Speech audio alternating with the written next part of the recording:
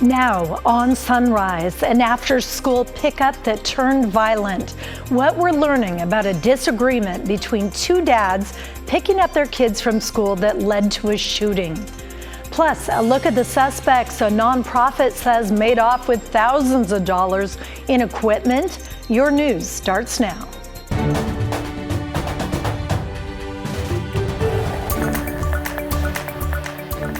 Good morning, and thanks for joining us on this Saturday morning. I'm Libby Dowsett. A lot to get to today, but first let's get a check on your weather. Daisy Caballero has our forecast for today. Hi, Daisy. Hey, good morning, Libby. Happy Saturday. Also happy Saturday to all of our lovely viewers this morning. Giving you a look at our current temperatures because it is a pretty mild morning, may I say. It's 56 degrees here in the Rose City, 52 for the Hillsborough area, 53, a little bit warmer as we're looking over into the Forest Grove region, in 60s and 50s along the Oregon coast. We are dealing with some cloud coverage in some areas as I'm showing you the Rose City this morning. And hey, we also saw a little bit of some precipitation from the coastline up and down the I-5 corridor, of course, headed up into those higher elevations. But more is on the way because, as you can see here, there is an atmospheric river that will be shifting as early as tomorrow. So this is what your weekend is going to be looking like. Partly sunny skies for today, high of 70 degrees, and we'll cool down a little bit and welcome in a lot more of that precipitation with a high of 68 degrees. I'll let you know what else is in that 7-day forecast coming up. All right, Daisy, thank you very much. New this morning, Portland's mayor crash team is working to figure out major crash team that is working to figure out what caused a fatal accident in Northeast Portland.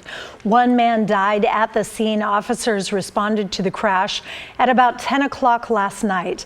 They tell us the crash involved a sedan and semi-truck with a trailer. The driver of the sedan died, but the semi-driver was not hurt.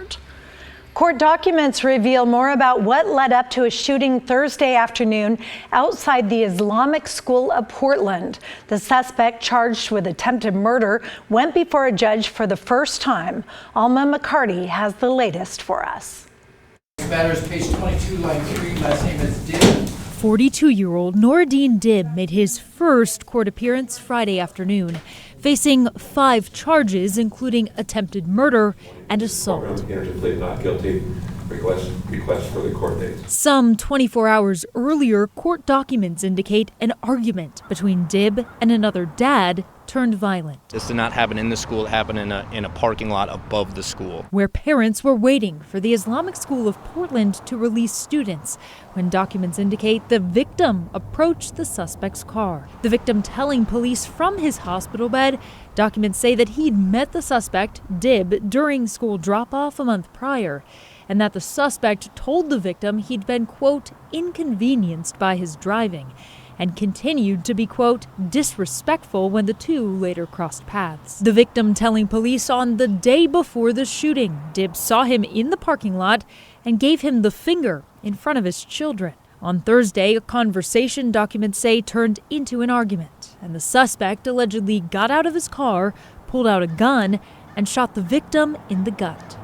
Investigators say as the victim ran downstairs to a gas station parking lot, the suspect ran into the school. Police seized a handgun, 2 loaded magazines, and a knife after taking Dib into custody.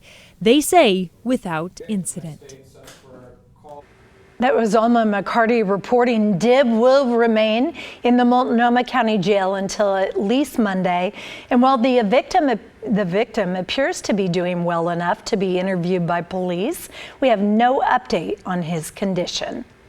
Guilty is the verdict for an Oregon man who kidnapped 2 women, including one who he locked in a cinder block cell. A federal jury in Medford convicted Nagazi Zuberi of kidnapping 2 women, sexually assaulting them, and holding them against their will. The kidnappings happened in May and July of last year. Zuberi chose not to take the stand in his own defense Thursday, but changed his mind Friday. The judge said it was too late, calling it an attempt to disrupt the case. Sentencing is scheduled for January. We are learning more about the murder of a Beaverton nurse, Melissa Jubain, allegedly at the hands of her neighbor. In new court filings, prosecutors say the suspect, 27-year-old Bryce Schubert, was deliberately cruel to Jubain while committing the crime in September, and that any future efforts to rehabilitate him will not be successful.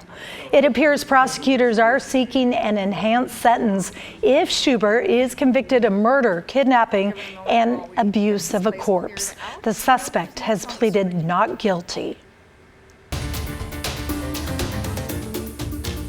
Caught on camera, a local nonprofit is asking for help finding a pair of suspected thieves, it says, broke into a storage unit twice in one night. This was overnight Wednesday into Thursday morning in West Lynn. Charles Lewis, who runs the home inspection business, says he got an alert on his phone and watched the thieves rifle through in real time. So I see activity and there's a masked man in the screen going through stuff. And I'm like, what is going on here? I watch it for about 30 seconds. I'm like, that is not good, you know. Altogether, Lewis says he lost about $75,000 worth of equipment. Anyone with information is asked to call West Lynn Police. TriMet is hoping some new security phones at MAX stations will help deter crime and make platforms safer for riders. The first active phone is at the Rose Quarter Transit Center. The bright red tower is easy to spot along with the blue light on top. It's also equipped with a security camera. When you pick up the phone and press the button, you'll get TriMet security staff. A second security phone is set up at the Convention Center station, but is not in use yet. They plan to activate it early next week. And while most people carry cell phones these days, TriMet believes these security phones will still be valuable. Riders we talked to like the idea. I think it's a step in a right direction, like utilizing technology to accentuate like the security. I think is a good move because all the malfeasance out here. And TriMet hopes riders will use the phones to report suspicious behavior and petty crimes like graffiti or vandalism. When it comes to more serious emergencies or phone police matters, they recommend riders still call 911. We are following up on a KGW investigation into the case of a Vancouver woman who was living in squalor with no heat or running water and who's now suing her landlord. We first met Casey Jewell back in February. The mobile home she rented just north of Vancouver was falling apart and no one would fix it. Our story, along with public outcry, prompted her landlord to find her a new place to call home. Although, according to a new lawsuit, it was not a smooth transition. Before she could move, Jewell claims the landlord demanded money she claims she did not owe and added extra fees. Here's her lawyer. She's in a new place, but there hasn't been any accountability for what she went through for so long. The conditions that she was forced to live in.